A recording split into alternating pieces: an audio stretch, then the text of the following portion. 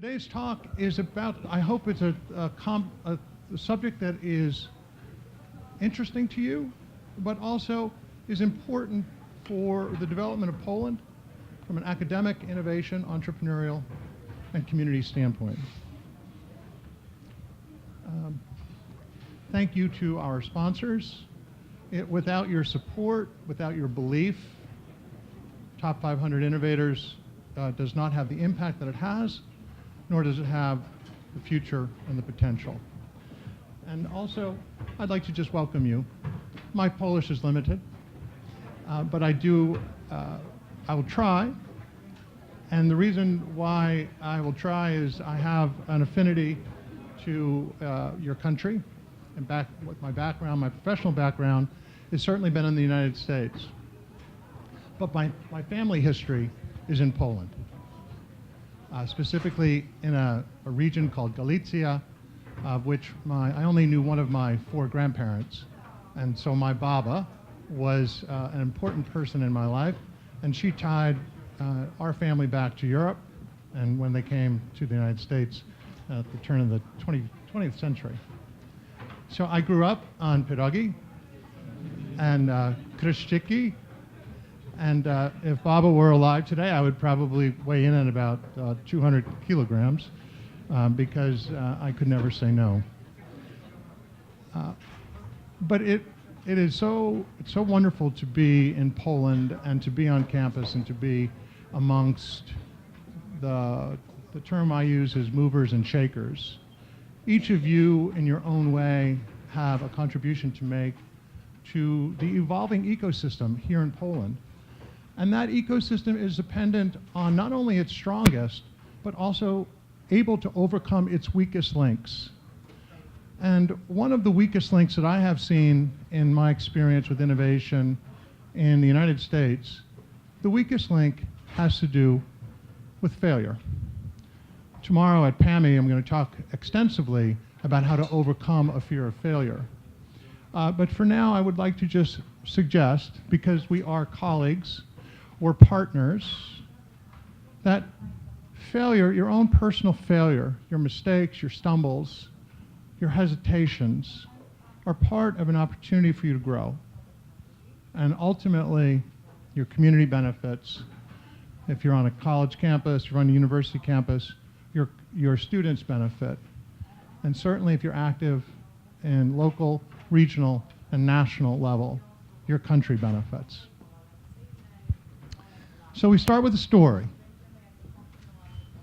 You know the company, Netflix. You too have binge-watched television programs or movies or series, and that has really disrupted the way that we consume media. That disruption has just started. It will continue on to find its way to mobile device, after mobile device, who knows what. But I think that the parable of this story is that if Reed Hastings was not concerned about approaching his wife over a $40 late fee at Blockbuster Video, Blockbuster Video might still be around. If you think about that chance encounter that he had with a missing video and the consequence that resulted. Change occurs when we least expect it. Disruptive change really has no warning. And I would suggest to all of us that as we position ourselves forward in a time of change, of uncertainty, think about what your own moment could be or has been when change came to you in the unlikely sources of a fee.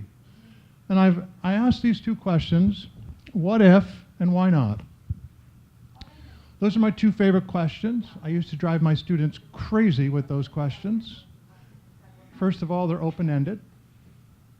It encourages a dialogue between us.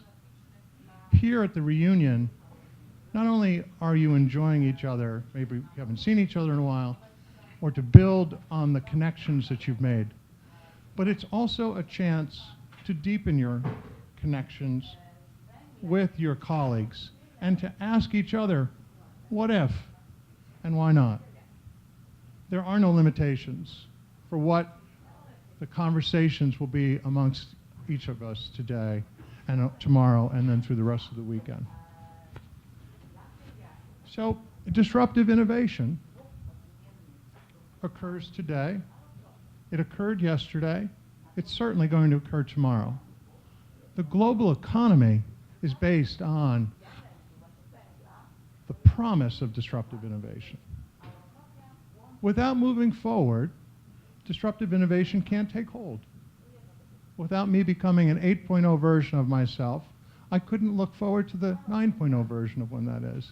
By the way, I think I'll get to about 10.0 and then I'll call it. That'll be it. So when we think of disruptive innovation, it is not easy. The difficulty of creating disruption usually results in winners and losers, but not necessarily a zero-sum game. I believe just as the business models have changed, certainly have accelerated this change in the 21st century, I believe that the zero-sum game has been diminished, not completely eliminated, but has been diminished. So when you think about how you are advancing your careers as academics, as innovators, as entrepreneurs, as leaders, don't think about how the challenges that face you will result in the loss for you. Instead, think that the challenges encourage you to increase the pie. Everything has been exponentially enlarged due to what the global economy offers. The flatness of our world, as illustrated in the book by the writer Tom Friedman, not only has the world become flat, it's getting crowded and more hot. So think about your own path, your journey forward into this world, and what disruptive innovation can mean for you.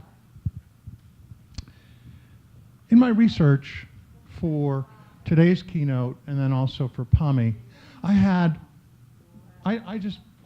am a student at heart and a lifelong learner, and I was amazed, one example after the other, of how Polish innovation is disrupting the status quo in a very hot industry known as fintech. I mentioned to my friend and colleague John Spence that when we return to the United States, it's going to feel like stepping back when in some of the innovations that have occurred in fintech here in Poland versus what we have in the States. So continue to hold on to that leadership, and if you will, double down on it. Make Poland have a lead that cannot be overtaken.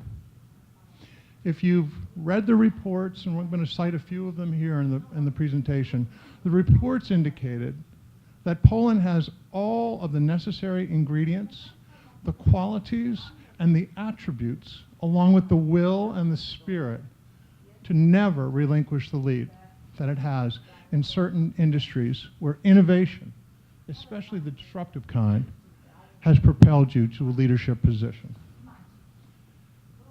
The concepts here of the tech design thinking, of which you're familiar with, involves a 360-degree approach to how innovation can not only be conceived, but created and then applied in the marketplace. Please continue to push the envelope forward with the progressive way that innovation is being applied here in the economy and throughout the region. And with examples, especially in fintech, where disruptive innovation is alive and well. Of course, there are obstacles, issues, and the success that follows. But if you think about your own career, your own personal lives, if there weren't obstacles, if it weren't challenges, what would be the reward if it were easy? especially in academia. Academia faces tremendous disruption from many different forces, and I'm going to use an example of what I've experienced at the University of Florida. The point made here is, as you look to advance into sometimes uncharted territories, do not be hesitant to move forward, because the history that you have indicates success. And yes, there's failure. But who hasn't failed? Who in this room has not failed? Who in this room has failed and not lived to tell about it? You're all here. You could all tell me your story about failure. I have too many to share with you. Some embarrassing, some not. But they all constitute who I am today, just like the same with you. Some of these concepts, leadership, people, technology, investment, customers, and the focus, these are what I have learned from my teacher, John Spence. You have teachers yourselves amongst your colleagues here at Top 500 Innovators. Learn, continue to learn from your teachers. Apply what you've learned. Become the next version of yourselves.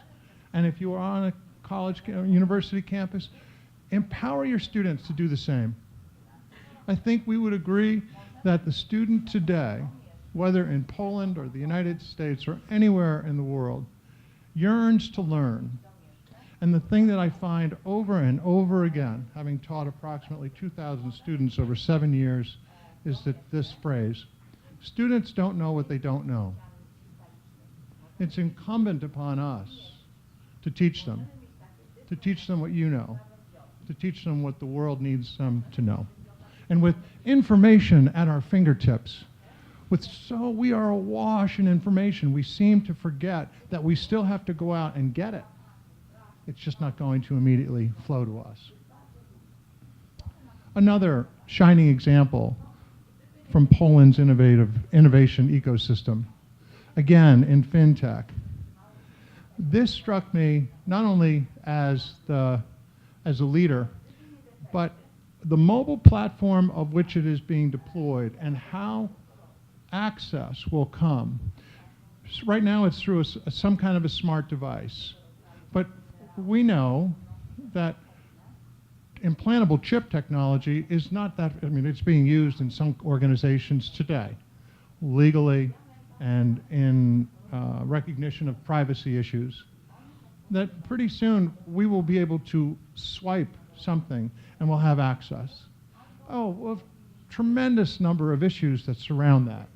But that's why an organization like Top 500 can address those issues, can explore the potential solutions.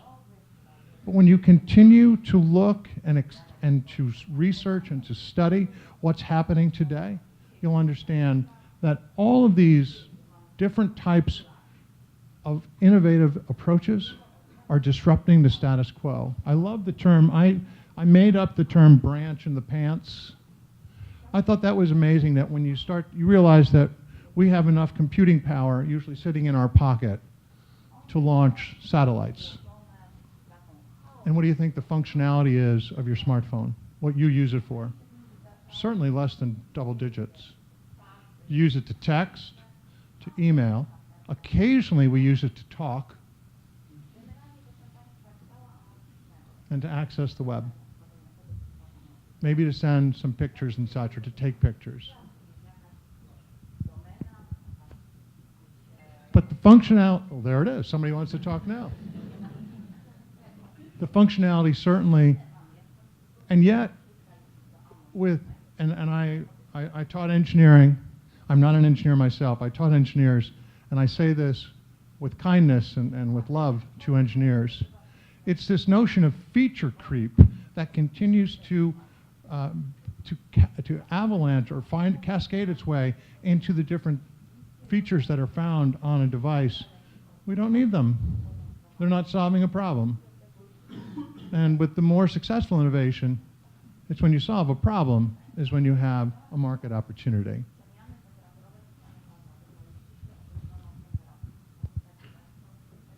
It's courage.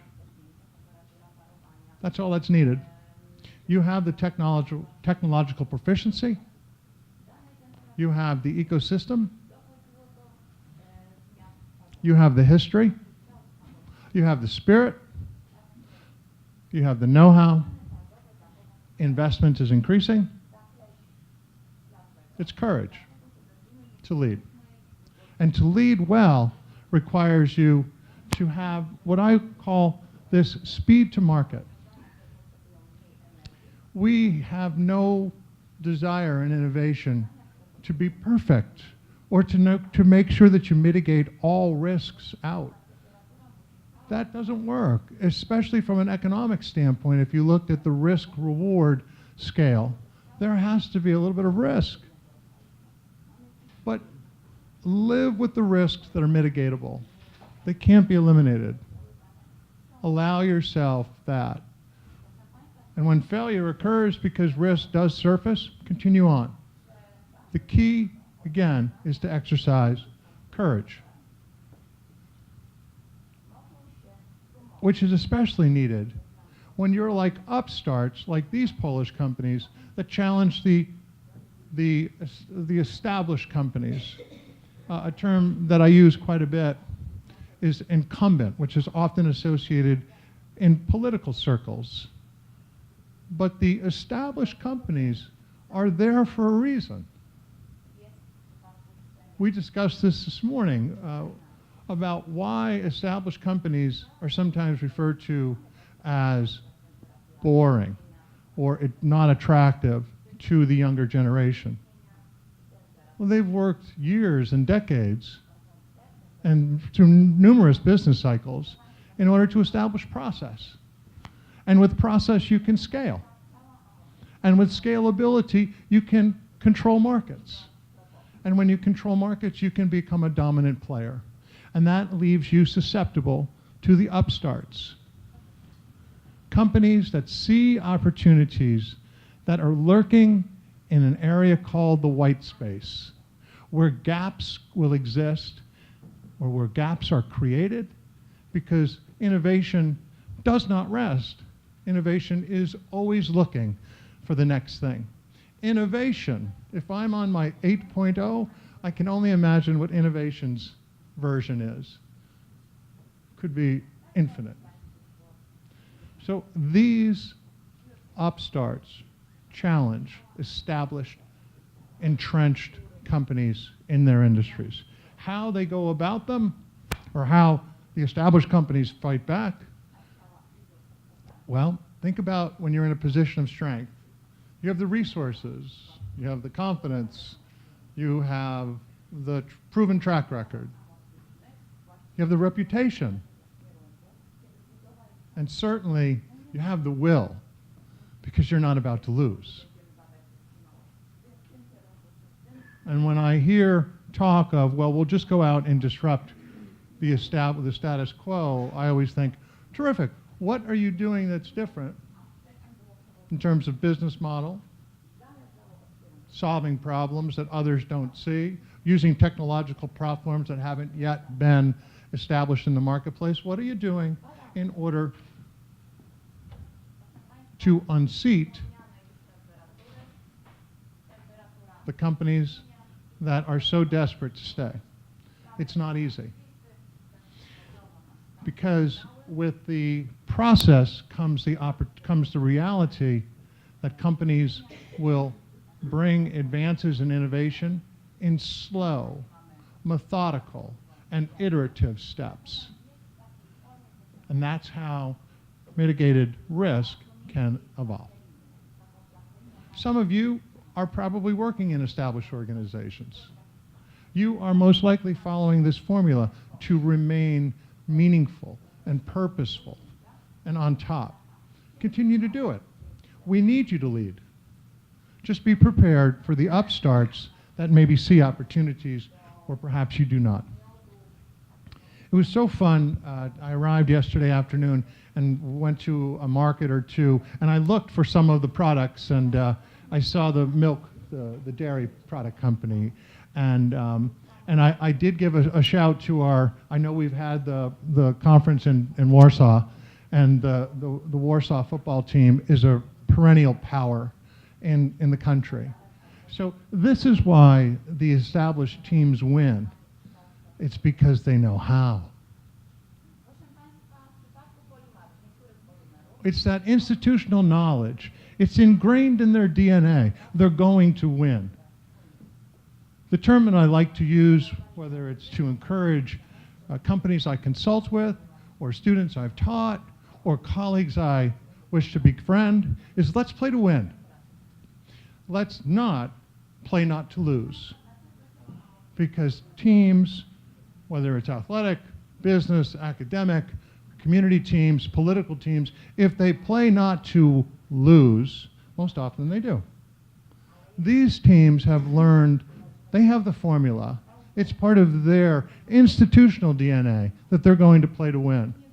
And that's why you see products like this and companies that have created a niche, a following, and have, in some cases, created the market segment based on their innovative approaches. So a topic that is near and dear to my heart, and for some of you will as well, is disruption that's found in academia. The term MOOCs, which was just unbelievably white hot about 3 or 4 years ago, I don't hear it as much on a college campus, or at least in the marketplace. And part of that is the business model never was able to prove the initial concept. The MOOCs are still very much alive. But I think instead what we have shown is a hybrid model, and I'd like to use this as an example for how I see disruption and how I've lived disruption at the University of Florida. University of Florida Online Learning has a very interesting program that was started approximately in the year 2013 or 2014. And as a faculty member, when I was a faculty member, I had the opportunity to teach at the online version. I love the acronym that we use for online. University of Florida Online, UFO. I always wanted a shirt that just said UFO.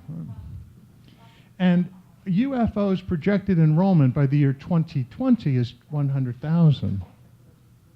University of Florida was founded in 1853.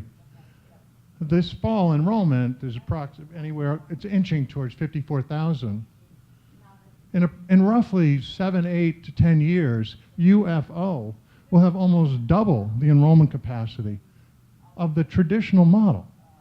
Now I say this to my students when I was in the classroom, and John and I are products of the University of Florida, and we know the very social atmosphere that exists on the campus, and you're always welcome to come and visit.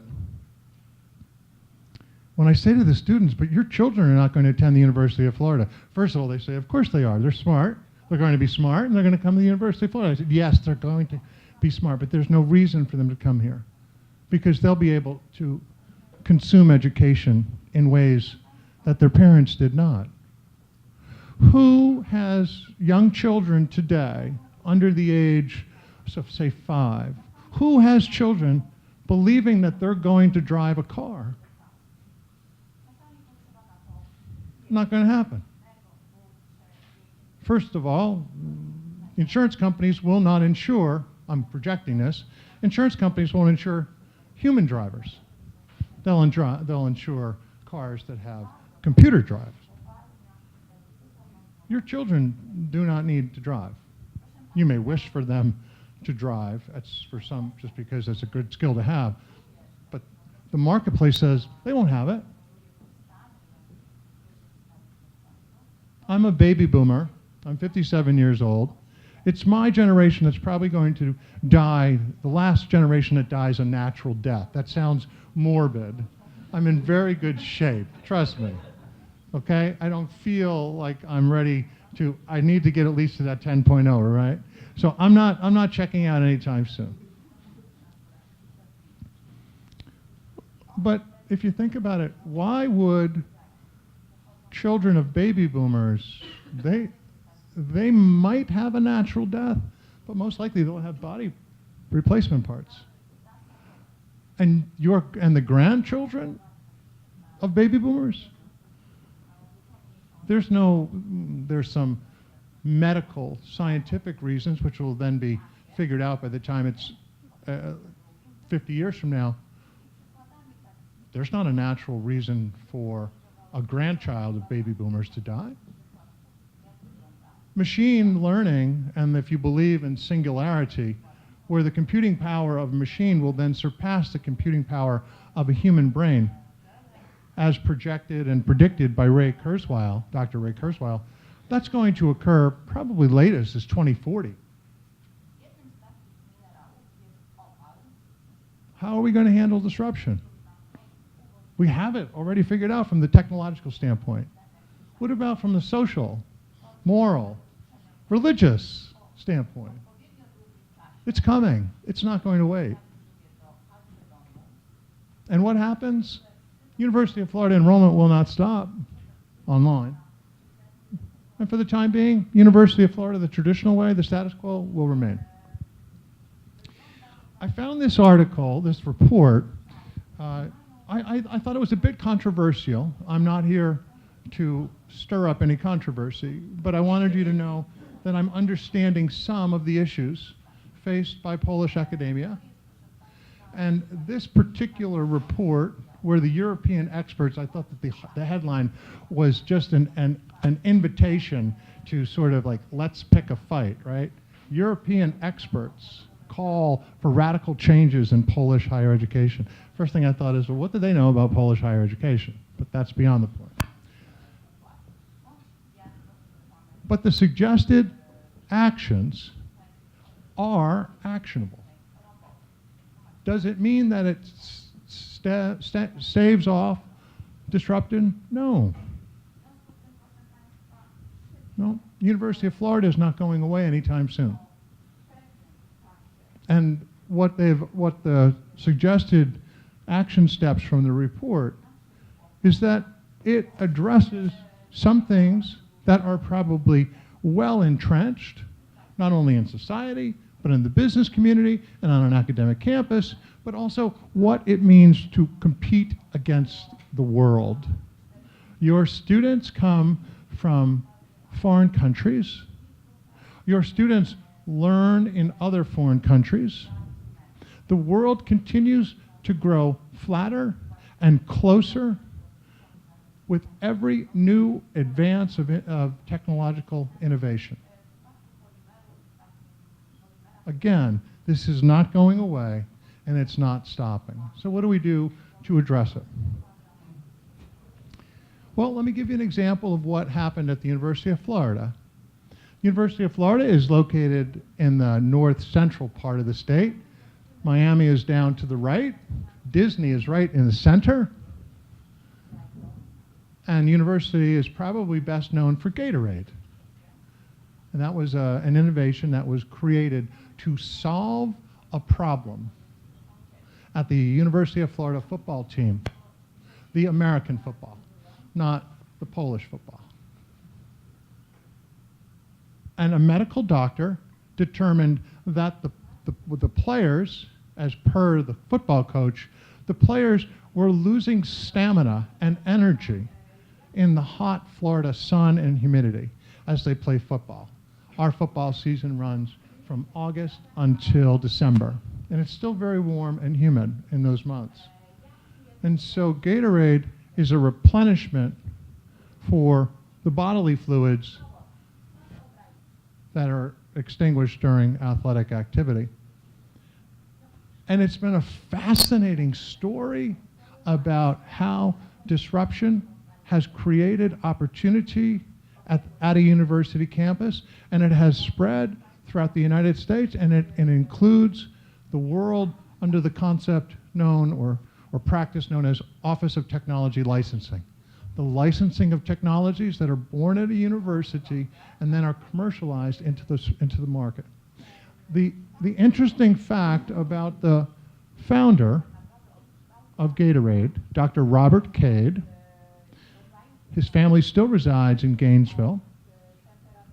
Dr. Cade did not go out and Dr. Cade had to license the technology back from the University of Florida in order to then take it into the marketplace, and eventually it was sold to a large corporation.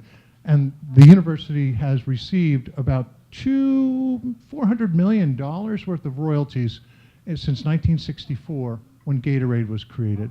That is a disruptive approach to how research and development occurs in large, and we, a university happens to be a public institution in the States.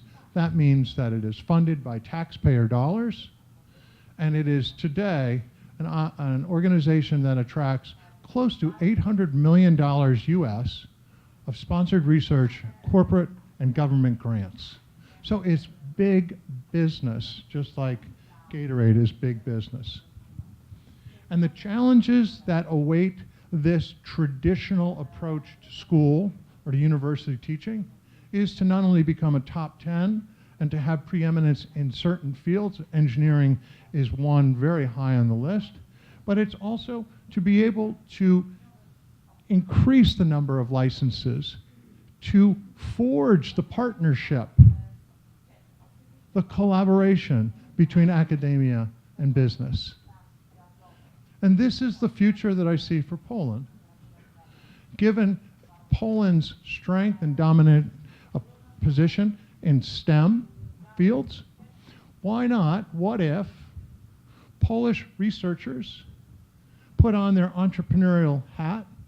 Oh, but they're afraid of failure. Don't worry, everybody fails, and proceeded forward into the path that has been created by others before you. It's doable. Right time, right place, a little bit of courage, a little enthusiasm, a cheerleader in me and John Spence, and you can do it. And what we've seen is probably something that has either been pursued or talked about on your campuses. And that is that a university becomes an economic development engine. It will always maintain its mission, and its passion is to teach and to inspire and to lead. But imagine if it could also be a vehicle, a pump that will prime a region's economy and a nation's future. And this is what has been done from a case study standpoint. And Massachusetts Institute of Technology in Cambridge, Massachusetts, just across the river from Boston, has been the model that universities have used in order to bring the economic development engine closer to the academic machine. Now, arguably, it has taken Kendall Square years in order to get to its level of prominence.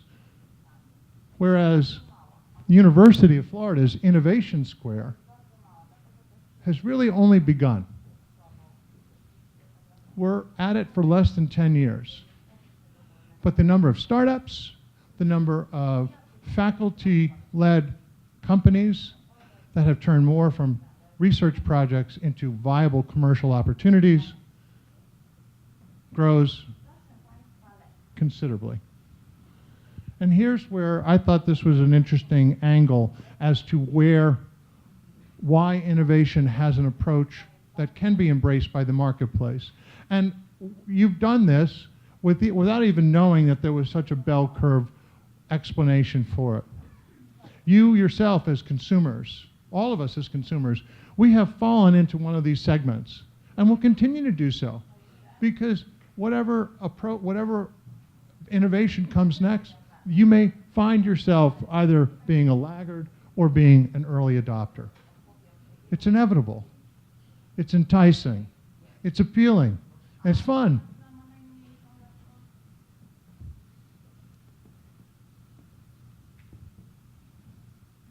And then this is the scary part. The book written by Whitney Johnson is a fascinating read. I put it down a couple times because I really didn't necessarily want to go there. Miss Johnson writes about how you disrupt yourself and why you need to, and even when things are going well, or perhaps things are going so poorly you don't have the energy to disrupt yourself. or the courage. But this is the New World Order. This too is not going away. And if the new normal is about how you follow these steps, what are you going to do to stay relevant,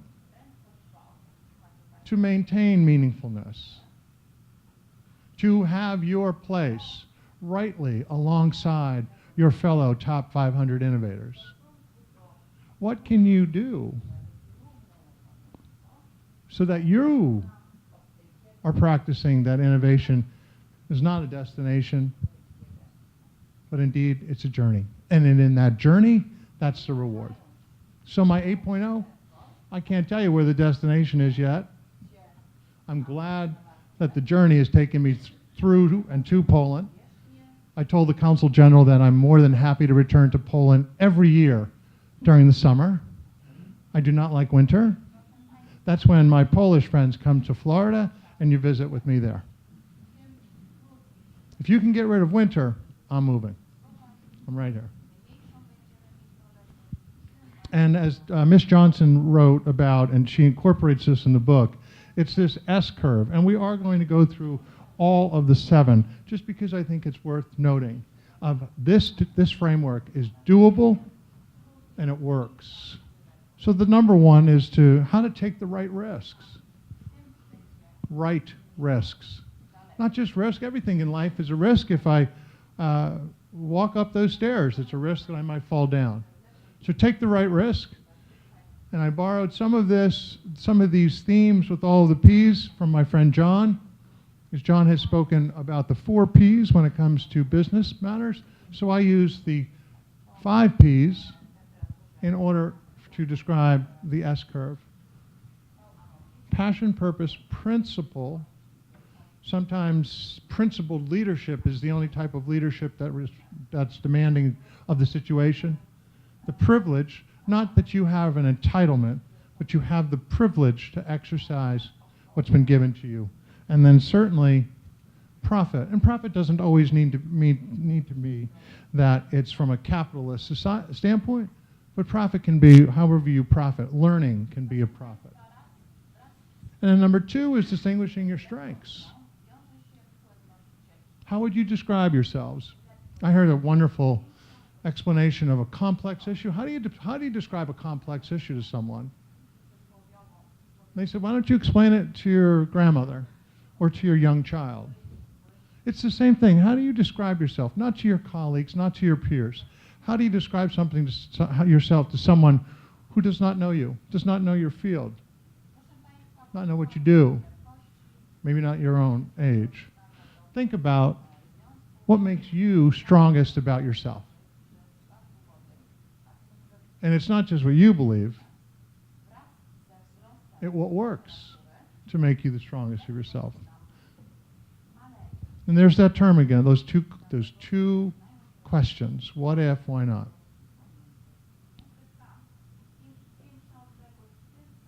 Constraints are an interesting concept.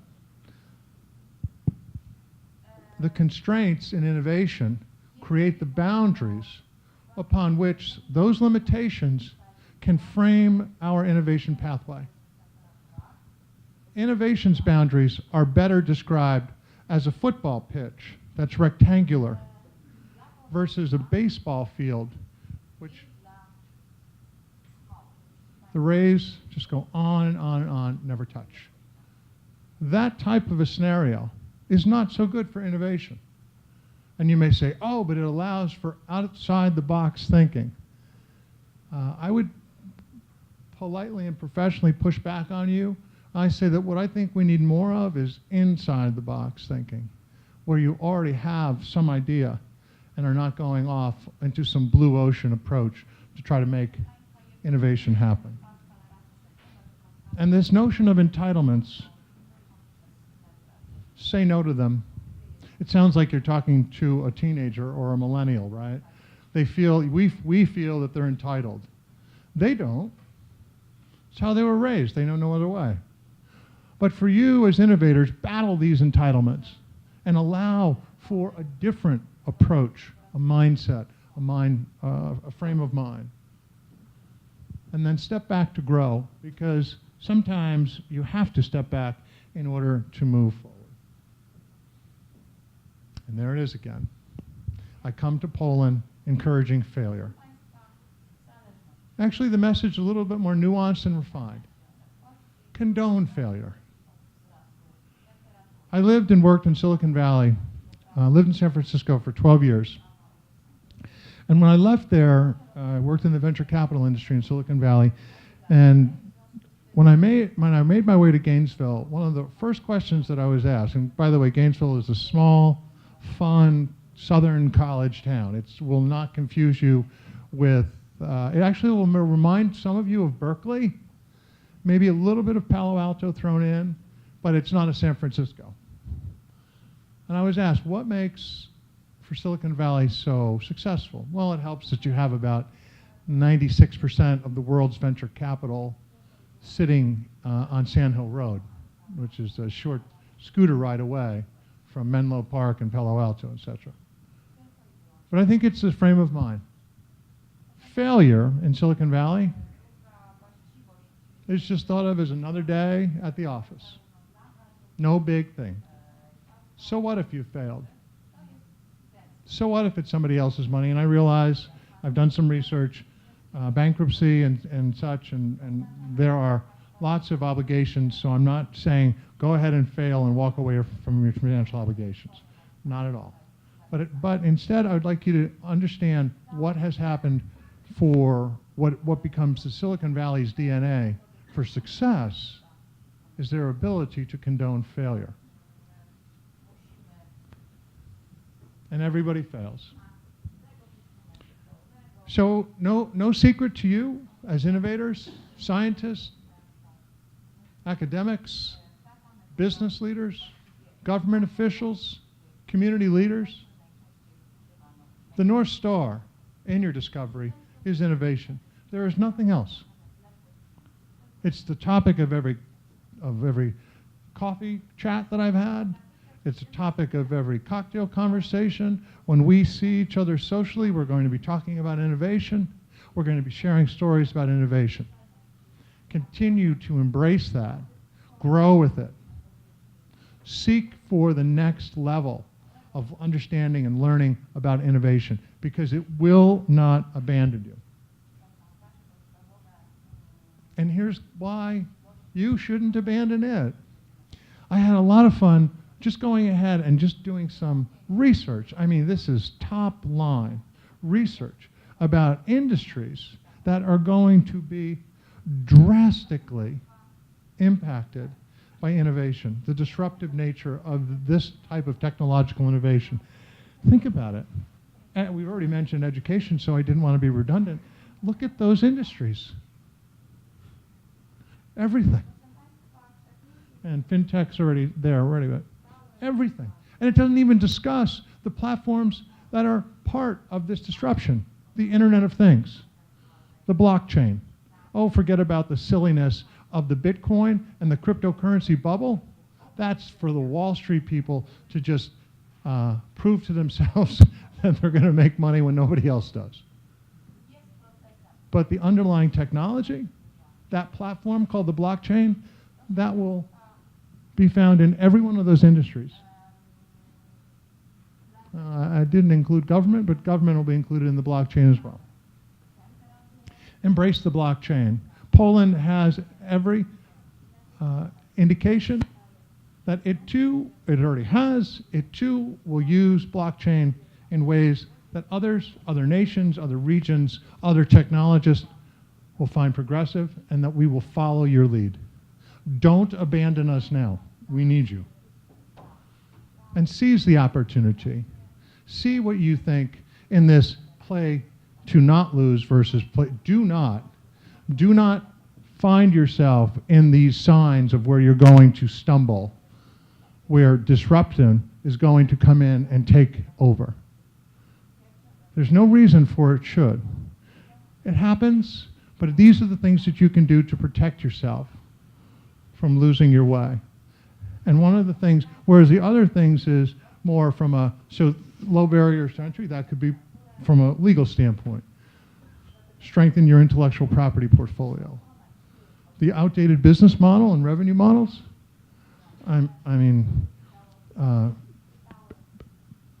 frictionless innovation, where you just wave something and you're paying, that's here. You use it today.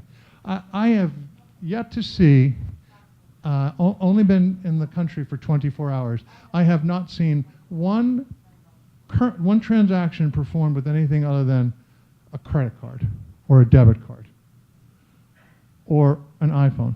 I have not seen a ZLOT used at all. Why would we? No need to. Keep advancing this forward. And as those challenges arise, go ahead, tackle them. What I wrote there about the bureaucracy, that sort of ties us back to what that younger person said about where the millennials are not interested in working in corporations because it's boring. I thought they're not boring at all, but that's a generational difference. But use the freedom, use the energy from the younger people today to quell the bureaucracy, to reduce it, to prepare it for the next level. And as you do so, your formula for winning does include, not only is your organization, whether it be on a university campus, whether you be working in industry, startup environment, established company, you really are the catalyst. As innovators, and this is not meant to say that it's, I just want to clarify your role. An innovator is not about ideas. You're not idea people. You are problem solvers. And that's good. We don't need any more ideas. We need more problem solved. And catalysts solve those problems. The McKinsey and Company report of Poland 2025.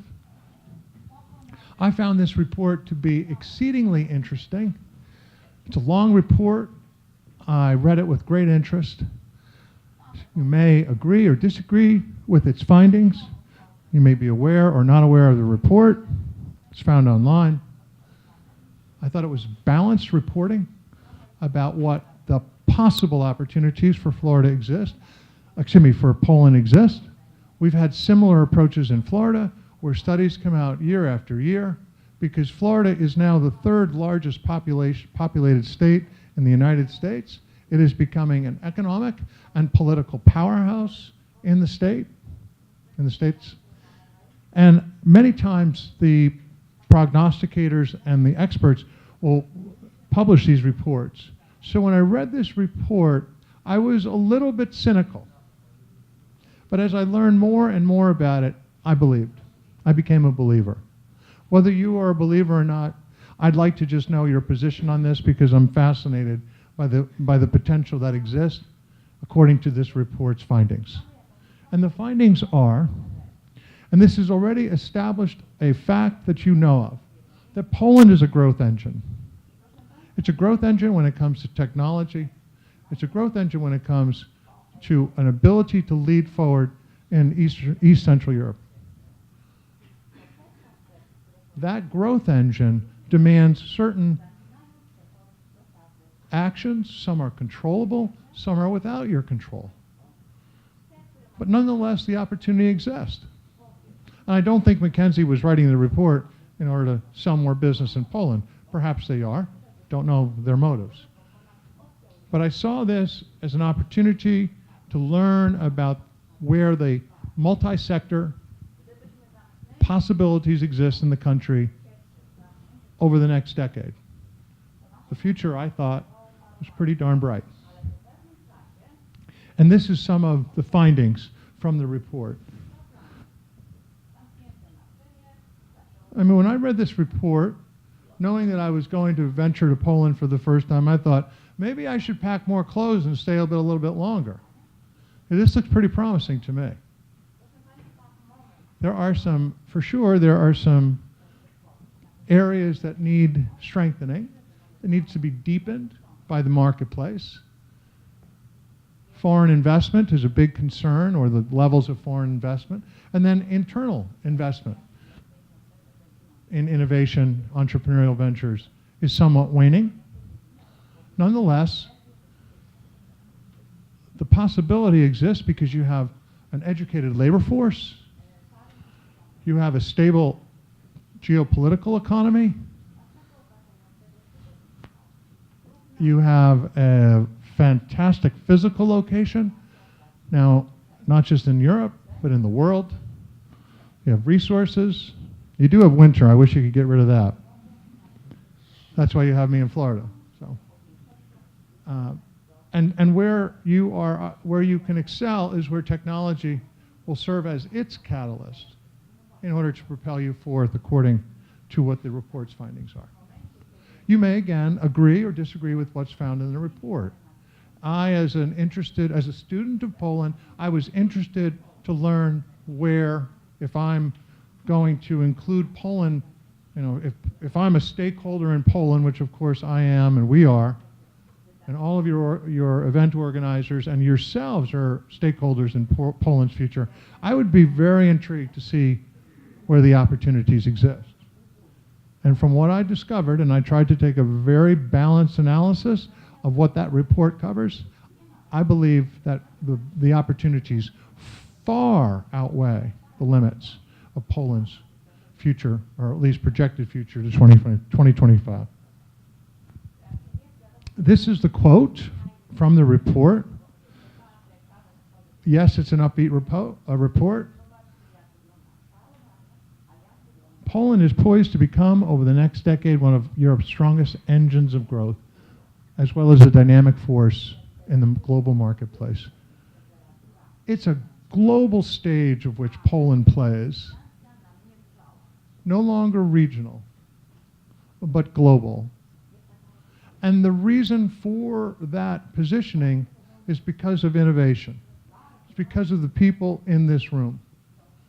What you bring to Poland, Poland benefits from today, it has benefited in the past, and certainly will benefit in the future. That's why, with a nod to your beautiful center, I think that Poland's promise is exceedingly bright. Obstacles do remain, but the journey is doable. The rewards come with the journey. And with it, I think you will find yourselves on your own personal development and growth, and wherever you end up, whatever version yourself you find yourself at, that's certainly up to you. I hope that you stay in touch with me, because I like to follow the lead of my friend and colleague John Spence. John has a network that consists of international friends and colleagues, and likewise, I would like to stay in touch with you. After leaving the university in August, I'm the Innovator-in-Residence with a consultancy based out of Atlanta, Georgia. It's very fun what we're doing. We're trying to energize the marketplace from what I would call an intrapreneurial approach. That is, that innovation and entrepreneurship be practiced at established organizations rather than at the upstart companies. I still very much owe my expertise in the field to the roots of startup and entrepreneurial ventures, but I have seen that over time, over some lessons learned, over some losses made, some money forever gone through investment, that going the route of entrepreneurship in established companies and organizations is a much better risk mitigation approach for this. So I think we're right about at time, but I'm happy to answer any questions, and certainly during our time together, I'm more than ready, willing, and able to become an acquaintance of yours and to establish contact or establish a connection and share contact information.